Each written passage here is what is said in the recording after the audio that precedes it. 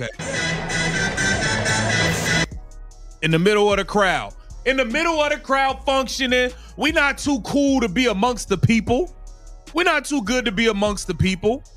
All right. Yeah, that's a small gym, bro. That's like, that's like not even high school status. Let's take a look at listen to the. Check out this scene. Look at that setup. That's not some big time arena. It barely even qualifies as a high school gym. And yet, Caitlin Clark strolls into West Virginia and suddenly turns a Butler Bulldogs tournament matchup into the hottest ticket in the state. We're talking about a WNBA star sitting courtside in what looks like a small community rec center. And just like that, it's the most buzzed about basketball event of the day. The Caitlin Clark effect isn't slowing down. It's spreading to places that never gave women's basketball a second thought. Well, look at what we have here today at the Greenbrier. Just a couple of Miss Iowa basketballs 20 years apart. Anna O'Neal was Miss Iowa basketball? That's pretty lit. O'Neal, the great Anna O'Neal of Iowa State, and Caitlin Clark, of course, her long career in Iowa, that terrific journey, becoming the Division I all-time league scorer. But I'll tell you what, you were a heck of a shooter in your day, too. Hey, okay, I never thought I'd be on a... Allen Catholic, she, of course, from... Oh, McCaffrey playing in this game. 20 years apart, two Miss Iowa basketball winners, and suddenly the broadcast team acts like it's a full-on reunion special. That's the Caitlin Clark effect. She steps into a venue and the entire production pivots around her presence. The commentators aren't just acknowledging her, they're designing the broadcast with her as the centerpiece. From Dowling Catholic to the University of Iowa to the Indiana Fever, her journey has become must-watch television, whether she's on the court or not. But here's the kicker, this isn't a WNBA game. It's not even at her alma mater. She's at a Butler game in West Virginia, and the coverage treats it like a major state event. That's the kind of cultural impact we're talking about. Check out Caitlin Clark in this new Chris Paul commercial, making an appearance, getting the commercial lit as usual. Home, auto, State Farm it is. Oh, Mascot Jake. So name, little guy. Tell me, you retiring? Oh, it's Mascot Jake. So everyone says you're gonna. Oh, the cameo. It's lit. It's lit. It's lit. Is it true? You can tell me. Is this metal? Are you going to retire? Are you retiring? Want to help with the auto, home, want to help. Oh, what's your name, little guy? Tell me, you retiring? Oh, it's Mascot Jake. That's fire. Caitlin Clark taking over the State Farm commercial. It ain't even Chris commercial no more. This is a Caitlin. Then there's State Farm. Watch this ad closely. It signals something the WNBA has been chasing for decades. Caitlin Clark isn't just making a cameo alongside Chris Paul. She's not a token inclusion or a supporting face for diversity. She's standing shoulder to shoulder with one of the most iconic NBA stars in advertising history and holding her own in every frame. The mascot bit lands perfectly because State Farm is betting Caitlin Clark has the same instant recognition with viewers as CP3. Pause for a second and think about that. State Farm doesn't make these calls on a whim. They rely on market research, focus groups, and data tracking exactly who resonates with their audience. And that research concluded Caitlin Clark deserved equal billing with Chris Paul. This isn't just WNBA excitement. This is mainstream American advertising acknowledging that a women's basketball player is a serious investment. We have to move on to this right here. Camila Cardoso is officially Project B. It's starting to get sticky. It's starting to get real interesting. I'm starting to become afraid that there's not going to be a 2026 WNBA season. Although I still have hope because I feel like there's too much on the line for the owners and the players for there not to be. While Caitlin Clark is stealing the spotlight in State Farm commercials inside West Virginia gyms, Project B just dropped a major announcement.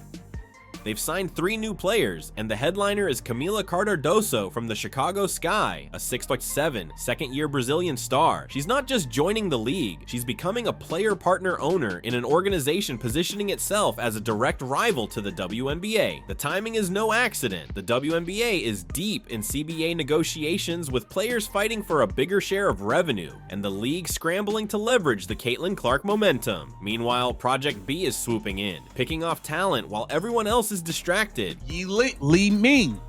And they also grabbed Janelle Salon. So Here it says from Project B, building the global game with global talent. Player, partner, owner, Camila Cardoso. Brazil-born, global stage, all power, pride, and championship energy. Player, partner, owner, Li Ming, Chinese star. Global motion. Oh, they said motion. Okay. Leadership, precision, and clutch every time it counts. Player, partner, owner, Janelle Salon. French roots, global future. Rising star energy, taking the game to the next level. Camila Cardoso is just the tip of the iceberg. Project B revealed 3 signings in a single day, and the strategy is crystal clear. They brought in Li Ming from China, Janelle Salamine from France, and Camila Cardoso from Brazil. This isn't random, it's a deliberate global expansion plan.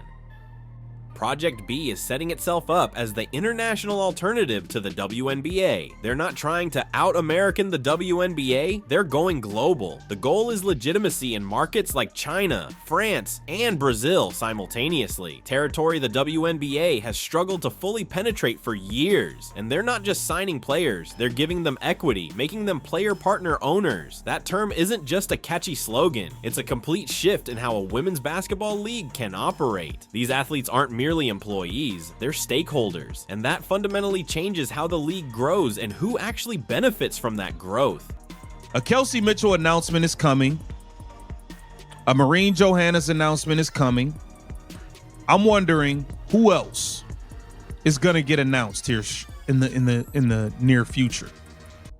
We see Diana Taurasi and Cynthia Cooper now follow Sarah Spain. They're going to be doing some sort of work in it. A touch more with Sue Bird and Megan Rapinoe. They are being followed. Maybe they'll be doing some official coverage for Project B as well. This is all interesting, man. There are so many more announcements to come out about this thing, but in the midst of the WNBA CBA negotiation, this is crazy. And then there's the media machinery forming around Project B. Legends like Diana Taurasi and Cynthia Cooper are now following the league's social channels. Sue Bird's name is being mentioned. Sarah Spain is on board. These aren't just retired players looking for something to do. They're some of the most respected voices in women's basketball history, and they're committing to a league that hasn't even released a full schedule yet. That's a serious warning for the WNBA, because Project B isn't just creating a rival league. They're building a whole competing ecosystem. They're not just signing players. They're bringing in the commentators, the analysts, the entire media backbone that lends legitimacy to a league. The WNBA spent 30 years cultivating trust and credibility with mainstream sports media. Project B is attempting to shortcut that entire process by simply recruiting the very people who established that credibility in the first place. Madness.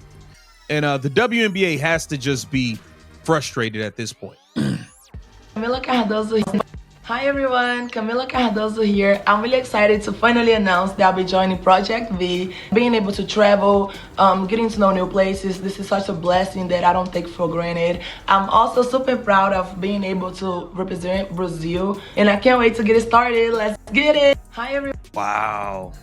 Listen to how Camila Cardoso describes Project B.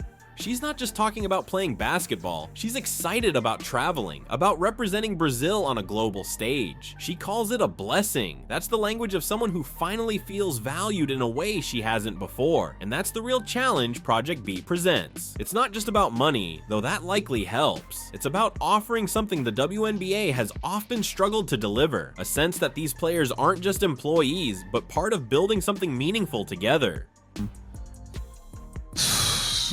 WNBA, we got to figure this. Li Ming, speaking in Chinese during her announcement video, perfectly captures Project B's vision. They aren't just creating content for American audiences. They're producing material designed to resonate in international markets with the same high-quality production and respect. Sure, the WNBA has international players, but when was the last time a WNBA promo was made to appeal to China first and the US second? That's the distinction. Project B is treating global audiences as primary, not secondary. Now here's why this is so dangerous for the WNBA. They're in the middle of CBA negotiations that could shape the league's future. Players want a larger share of revenue. Owners are juggling expansion with profitability. And while everyone's focused inward, Project B is quietly building an external alternative, one unburdened by the WNBA's history. They don't have decades of low salaries, a reputation for undervaluing players, or a legacy of marketing missteps holding them back. They're starting fresh, offering a player ownership model that turns every signing into a partnership, rather than a typical employment contract. The timing couldn't be worse for the WNBA. 2024 was supposed to be their crowning moment. Caitlin Clark delivered the highest rated season in league history. Attendance records fell, merchandise sales soared. The rivalry between Angel Reese and Caitlin Clark transcended women's basketball and became a mainstream sports story. After 30 years of progress, everything seemed to align. And now? They risk losing it all because they can't finalize a CBA deal while a competitor swoops in with a stronger business model. Think about the player perspective. If you're Camila Cardoso, a second-year player on the Chicago Sky with an uncertain future after a bottom-of-the-standing season, the WNBA offers a salary that forces you overseas in the offseason just to make a living. Then Project B steps in, offering not just money, but real ownership equity in a league positioning itself as the future of women's basketball. That's not a tough choice. That's the obvious choice. And here's what the WNBA needs to realize about media and narrative. The story is shifting fast. 6 months ago, Project B was a curiosity, a league people watched but didn't take seriously. Now, legends like Diana Taurasi are involved. Sue Bird's name is in the conversation. Camila Cardoso is signing. International stars are joining. The media ecosystem is forming. At what point does Project B stop being the other league and start being the alternative league? That inflection point is exactly what the WNBA should be worried about.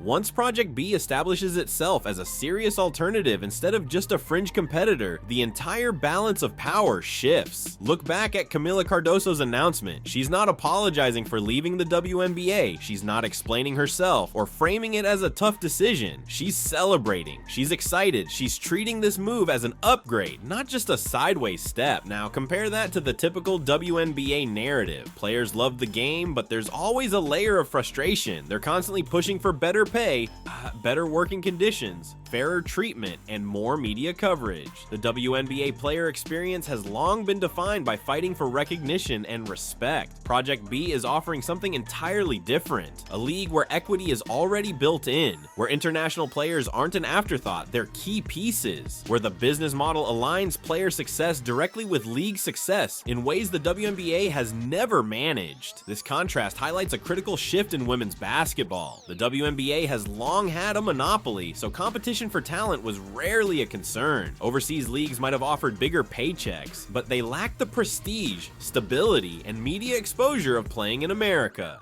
Project B is promising all of that and adding ownership equity on top. That's the real innovation. They're not just competing on salary, they're challenging the very structure of how a women's basketball league should operate, building it from the ground up. The WNBA's response so far has been mostly silence, and that could be their biggest mistake. They need to act now, announce innovations, demonstrate why staying in the WNBA is the better long-term choice, and remind players of the league's value. Instead, they're mired in prolonged CBA negotiations, leaving players uncertain about the 2026 season, and that's where the real risk comes in. If the WNBA and the Players Association can't strike a deal and a work stoppage occurs, Project B will be ready. They'll absorb every player who wants to keep competing and position themselves as the league that kept women's basketball alive while the WNBA was tied up fighting with itself. This would be a disastrous outcome for the WNBA. 30 years of work building the league from the ground up, surviving financial struggles, low attendance, minimal media coverage, and endless doubt about whether women's basketball could ever be commercially viable could all unravel. And just as the league finally breaks into mainstream success, it risks losing it all because it hasn't figured out how to fairly share revenue with the players who made that success possible. That raises a bigger question: was the old model ever worth protecting? The WNBA has long operated under a system where players receive a relatively small slice of revenue compared to their NBA counterparts, justified by the argument that the league isn't profitable enough to pay more. But if that same system is now driving top talent toward a competitor offering equity instead of just a paycheck, maybe the model itself is broken. Project B is betting that players will choose ownership over employment. They're betting international stars will favor a truly global league over an American league with international participants. They're betting that the media figures who helped build the WNBA's credibility will be willing to do the same for a new league if the structure and compensation are better. And from the looks of it, those bets are already paying off. Camila Cardoso isn't some marginal player. She's a recent top draft pick with all-star potential. Li Mang is a bona fide star in China. Janelle Salamine is one of France's top young prospects. These aren't veterans chasing one last paycheck. They're players who should be cementing their legacies in the WNBA, yet they're choosing to do it elsewhere. The WNBA needs to wake up. Caitlin Clark dominating West Virginia and starring in State Farm commercials is great for visibility, but visibility alone won't matter if the players creating that buzz decide to go somewhere else. The league must finalize this CBA. They need to give players a reason to stay. They need to prove that the WNBA is still the ultimate destination for top women's basketball talent. Right now, Project B is presenting a very compelling argument. The future of women's basketball doesn't have to include the WNBA at all. If the league doesn't take this seriously, 2024 could be remembered as the year they had everything and lost it because they couldn't get out of their own way. So here's my question to you. If you were a WNBA player today, would you stay in the league or seriously consider what Project B is offering? Because the answer may not be as clear-cut as the WNBA wants it to be. Drop your thoughts in the comments.